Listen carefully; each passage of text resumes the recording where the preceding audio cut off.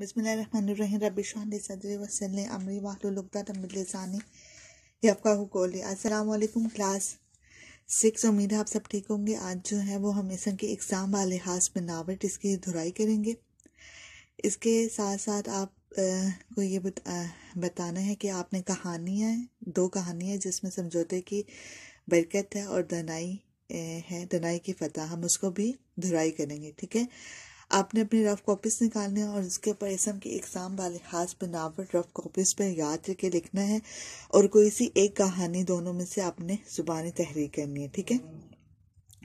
اب آپ کا جو عنوان ہے وہ گرامر کی کتاب صفحہ نمبر 9 پر ہے، ٹھیک ہے۔ اسم کی اقسام والے خاص بناوٹ کے لحاظ سے اسم کی کتنی قسمیں ہیں؟ اسم کی 3 قسمیں ہیں: اسم جامد، اسم مصدر اور اسم مشتق۔ اسم جامد کیا ہوتا ہے کہ وہ اسم ہے جو نہ خود کسی کلمے سے نکلا ہو اور نہ اس سے کوئی اسم نکلے یا بنے، مثلا قلم، دوات، انسان، شہر وغیرہ۔ دوسرا اسم مصدر ہے۔ اب ہم اسم مصدر کو دیکھتے ہیں کہ اس کی کیا تعریف ہے۔